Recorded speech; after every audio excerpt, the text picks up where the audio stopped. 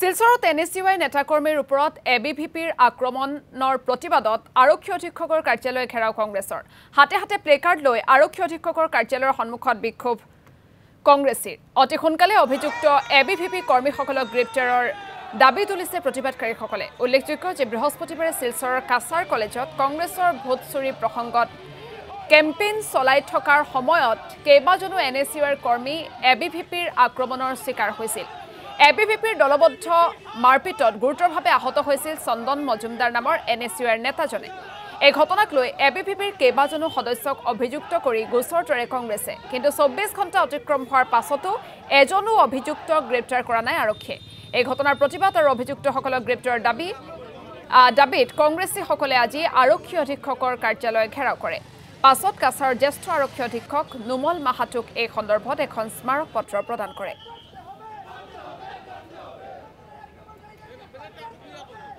গতকালকে কাছার কলেজে আমাদের ছাত্র পরিষদের দুজন ছাত্র খুব মার খেয়েছে, আপনারা নিশ্চয়ই জানেন, এবং সদর থানায় আমরা কালকে FIR করেছি যে দুজনকে মারপিট করা হয়েছে এবং আমরা আইডেন্টিফাই করে আমরা কিছুটা নাম ওদেরকে দিয়েছি।